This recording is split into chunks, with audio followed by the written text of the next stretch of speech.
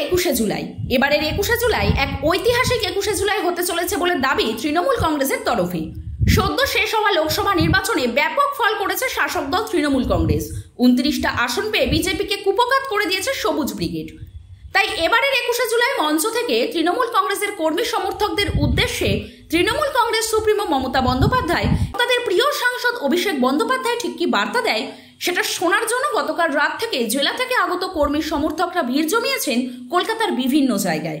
সেরকমই ক্ষুদিরাম অনুশীলন কেন্দ্রের ছবি ধরা পড়ল আমাদের ক্যামেরায়।